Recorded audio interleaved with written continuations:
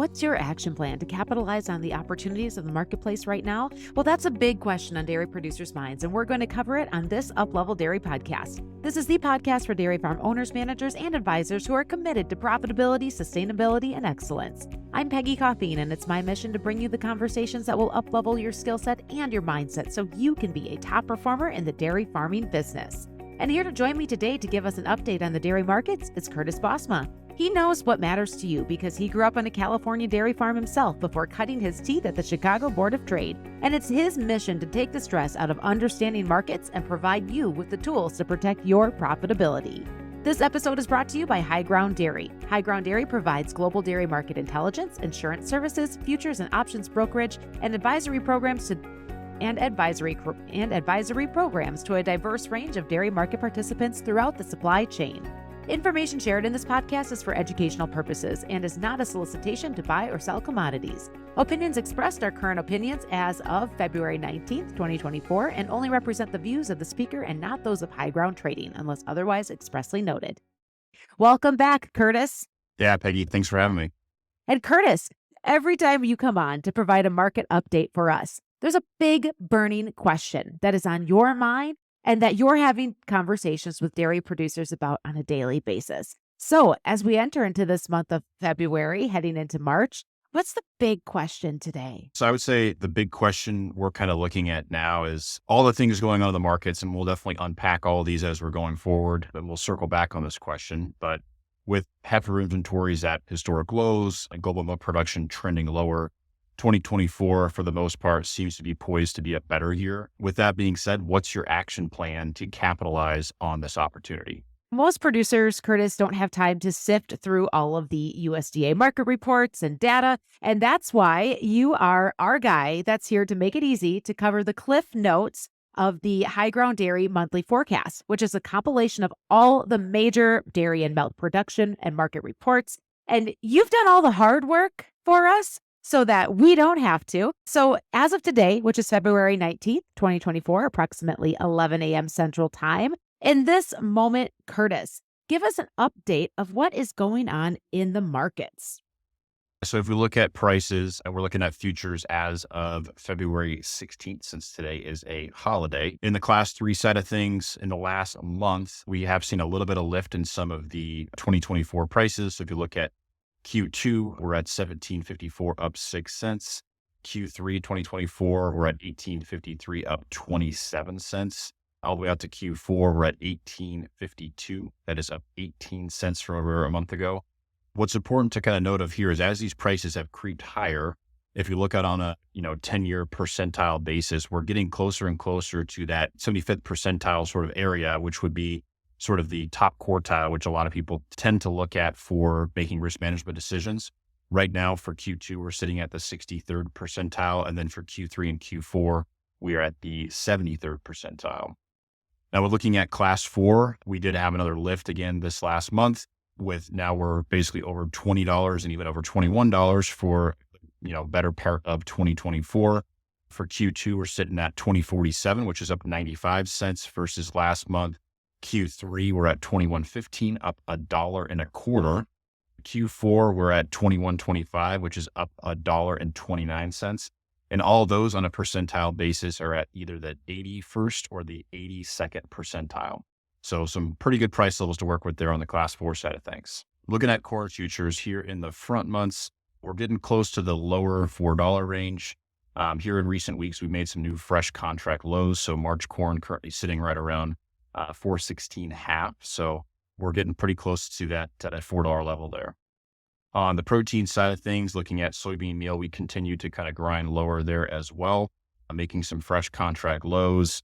Front month sitting right around 346 per ton. In the cattle complex, we have seen some pretty strong support here. After the big reset we saw in October, prices kind of ground lower towards the end of the year. But now, as we saw over the past month, we've really been pushing back with a couple of strong extensions higher. Front month feeders sitting right around 251 at the moment, whereas fat cattle are right around 184.75. All right. Curtis, thank you for that market report. And so what are the big 3 market influencing factors that you see right now that are having an impact on the milk check that producers are receiving right now? So kind of breaking things down, we'll talk a little bit about supply, we'll talk about demand, and then, everyone's favorite thing to talk about this time of year is the early estimates about the new crop balance sheet. We look at the supply side. Last month, we were talking quite a bit about the upcoming cattle inventory report. So now we have seen that report, and kind of as expected, it gave us some pretty interesting numbers where the heifer inventories are at a 20-year low. So in that report, the total cattle, including calves, was slightly less than 87.2 million head in the U.S. That is down 2% from the Jan 1, 2023 figure. This is the fifth consecutive year-on-year decrease and the lowest number since the 1951 survey. So we really had to dig back to find some numbers here. What's really troubling when you look at some of this heifer data is the restocking rate. So if you take the total heifers that are expected to calve for milk cow, and you also look at the current, milk cow population, you can come up with a restocking rate that kind of lets us know where we're at in terms of replacements. That is currently sitting at just below 28%. I believe that's the lowest we've seen in this data set.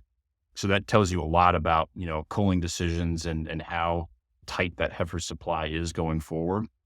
I think that's definitely going to have a lot of implications about the ability to expand. And I think the burning question in everyone's mind we kind of talked about is, how are we going to capitalize on these opportunities with, potentially higher prices in the latter part of 2024. And when you look at some of these heifer numbers and some of these issues that are going on from a cow flow perspective, it's going to be very difficult for producers to step on the gas this year if margins are there. Kind of the only thing that we're seeing in terms of the ability to increase milk output is going to be, kind of pushing the feed rations and feeding, those higher value things to get the extra pound of milk out of the existing herd that's out there.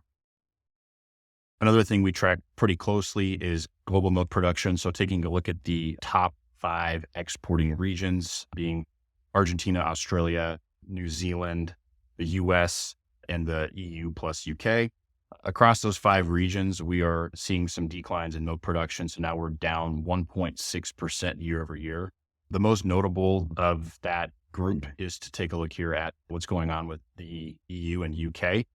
They are down 2.7% year over year, which is over 300,000, metric tons. That's pretty significant when you compare, what that is against the US. And typically when we see these sorts of declines, that's sort of a bullish indication for prices to come. Another interesting thing while we're talking about Europe here is if you take a look at what's been going on recently in the news, there's been some major implications being kind of talked about with the use of pesticides in Europe, as well as some of the greenhouse gas emission things that have been talked about. In all these protests, I guess now they've decided to scrap the plan to have the pesticide use throughout Europe. And they've also kind of pushed out the timeline for the reduction in the greenhouse gas emissions. So with that, that's pretty notable. It's nice to see that protesting does work in some cases. So switching over to the demand side of things, throughout the first half of 2023, one of the things that was kind of plaguing specifically the cheese market was the amount of spot milk that was available in the upper Midwest. Most of the first half of last year, we saw spot milk trading around an $8 per hundredweight discount to class 3. That, of course, picked up seasonally in the second half of the year. We got back to getting rid of those discounts and such. What's interesting this year is, with all the additional cheese production capacity coming online and some of the declines in milk production as well, we are seeing a much different trend in terms of spot milk basis. So we've actually been trading at a premium the last couple of weeks here in February, which we have not done in the last couple of years. So we're kind of well above where the last couple of year average has been on that spot milk basis. And that'll be something to definitely keep an eye on. And because when we have a lot of discounted milk going around the Midwest, what we saw a lot last year was if manufacturers can pick up a discounted load, quickly turn it into a commodity style cheese like cheddar and have it show up at the CME spot market, that kind of just adds extra ammunition to the sellers in the marketplace. So if we're not seeing a lot of those spot loads, we're going to see a lot less availability for CME eligible cheddar cheese, which should kind of help prices stay a bit more range bound as we're going forward here in 2024. Another thing to cover in the kind of demand category here, and something we've been tracking pretty closely, is credit card debt. So in Q4 of 2023, total credit card debt increased by 14.5% versus the prior year. It's now at 1.13 trillion, according to the Federal Reserve. That's a pretty staggering number. Credit card debt that moved into serious delinquency, that's over 90 days, would be that category, has risen by 59% from Q4 of 2022. So this is really indicative of, kind of the squeeze that is being put on consumers right now. And we're kind of seeing it with some of the earnings reports and recent reports from restaurants and things like that. And so tying this back to the bigger picture of like, how does credit card debt impact my milk check? It really comes back to what's going on with overall demand here. When we're talking about all these positive things that can happen from the supply side with heifer inventories and global milk production, those are great. But at the end of the day, if consumers are in a bad spot and demand is weak, even with, constrained supply, prices will struggle to kind of push to some higher levels. I think that's a lot of the reason why, given, all the supply side headlines, that we've struggled to kind of make, some crazy highs in class 3 and class 4 futures. There is one bright spot for demand, and I would say that would fall under the milk fat category. So when you look at, U.S. butter production and inventories, we've definitely been struggling to make a lot of excess butter. When you look at cheese, it's a little bit of a different story there. And a lot of the reason behind that hasn't necessarily been the availability of raw butter fat.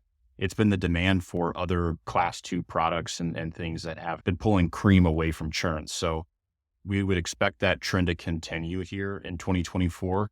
It doesn't necessarily have a strong implication of support or any bullish factors for the next couple of months here in the butter market, since there is a bit of seasonality there. But as we get closer to the second half of this year, we would be definitely monitoring this, and we'd likely see some firm butter prices once again. It's that time of year again for us to start taking a look at new crop balance sheets, looking at the corn numbers from the USDA Ag Outlook report for 2024. We are projecting a 91 million acre crop. That is down a bit since last year. So 2023, we had 94.6 million acres planted. The average yield estimate from USDA is 181 bushels per acre, which would be a record high. Last year's all-time high achieved yield of 177.3 bushels per acre was still somewhat impressive. So a little bit of, mystery around how that 181 number came to be, but we will definitely be monitoring that closely. Total crop production coming in at just over 15 billion bushels versus the 15.3 billion that were harvested in 2023. And they also upgraded a couple of demand factors of feed usage, ethanol usage, and exports for this upcoming year. That'll bring the stocks to use ratio to 17.2%, which, if realized, would be the highest since the 2005-2006 crop year. And then they dropped the average farm price for corn from $4.80 bushel down to $4.40 a bushel. So definitely some bearish factors there. But I think what's notable going into this year, specifically for corn, is if they're projecting a lower price, a lot of farmers along the Corn Belt are not in necessarily the best position financially to make a profit off a crop sitting at those sorts of price levels. So if there's not a lot of profit to be achieved, that 181 bushel per acre is going to be pretty tough to get at, because if we're going to get there, we're going to need perfect weather, and we're going to need to throw everything we've got at that. And with a 440 price projection, I would doubt that many farmers are going to make significant investments to boost that yield. Looking at the protein side of things, so talking soybeans, the shifted in the acres. So we talked about acres moving down for corn. They moved the acres up for soybeans. So they added 3.9 million acres to soybeans for 2024. So we'll be at 87.5 million acres versus the 83.6 million acres that were planted last year. Again, another high yield estimate for the beans are at 52 bushels per acre for 2024 versus the 50.6 that were harvested last year. So that would give us a total soybean crop production for 2024 of just over 4.5 billion bushels. Compare that to the 4.165 billion bushels that were produced in 2023. Exports were bumped up on this. Again, some more strong usage numbers. So exports were bumped up 155 million bushels. The crush was also raised by 100 million bushels. That puts us at ending stocks coming out of the year projected at 435 million bushels, which is significantly higher than the 315. So again, some price pressure there. Price expected to go down. So the 2023 price average was at $12.65 a bushel. That's expected to go down to $11.20 per bushel. So again, there's a lot of bearish things being priced into both the corn and soybean markets at the moment, but that doesn't mean that we don't have to take action. So we'll definitely tie that back to our big question here. All right. And Curtis, on that note, you just supplied us with a lot of information, but let's talk about that action. And so what are the strategic moves that you see dairy producers making and the conversations that you're having to help them protect their business, given what we now know about what's going on in the markets? The opportunities are coming at us here pretty quickly. It may be hard to see it at the moment because I know coming out of 2023 and in even the first few months of 2024 here, cash flows on farm are not great. But as we look ahead, we started to see things where milk prices and the futures markets are trending a little bit higher. Feed costs are coming up. We're hearing chatter of different cooperatives and processors that are kind of easing some of their base restrictions. So the opportunity is there for producers to potentially capitalize on something here. With the heifer inventory being as tight as it is, it's become a bit restrictive to grow from a cow flow perspective. That being said, I think what we're looking at now from a growth side for a lot of producers is more so going to be in the milk per cow area. So a lot of people talking about, feeding different things and really trying to get the extra pound out of their existing herd. But when we're looking at all these opportunities, I think one thing that's very important is when markets are kind of at a bit of an upswing, I think a lot of people tend to deprioritize risk management because they start to see all these opportunities and think, hey, there's really no reason for me to be doing anything here. But in reality, these are the important times to be making sure that you have a plan in place. The goal of risk management is not to achieve the highest possible margin. The goal is to avoid the surprises by applying those proactive strategies and minimizing that margin volatility. So if futures markets are trading at a level that translates to profits for your dairy, it's time to have that plan kind of together so that when you're taking action, you kind of know what you're securing and that you're kind of could put yourself in a good position for all the future. Excellent. And Curtis, thank you for those insights. And for our producers out there that are looking for someone that can help them with figuring out how to take those best actions, someone who's done all of the market research and all of the work for them and the behind the scenes that you do, they can reach you through the contact information in our show notes. And we'll also have a link in the show notes for the February market update that you provide as well from HighGround Dairy. Anything else you'd like to add today, Curtis? We do have a couple of travel events coming up. We just wrapped up World Ag Expo here in Tulare, California. We will be out at the High Plains Dairy Conference in Amarillo, Texas here the first week of March. And the team and I will also be attending Central Plains Dairy Expo in Sioux Falls later on in March. Excellent. So for our listeners out there that are heading out to Amarillo for High Plains, I'll be there as well. So you can make sure you catch up with Curtis and I there. And then we'll both also be out at Central Plains Dairy Expo. So if you're heading to Sioux Falls towards the end of March, make sure you flag down Curtis and myself as well to say hi. And make sure you hit up Curtis with all of your market questions while you are there. And so thank you for joining us, Curtis. And thank you to our sponsor, HighGround Dairy, for this monthly market update. And HighGround Dairy provides global dairy market intelligence, insurance services, futures and options brokerage, and advisory programs to a diverse range of dairy market participants throughout the supply chain. Make sure to find all of those links in our show notes to get in touch with Curtis and also check out the February market update.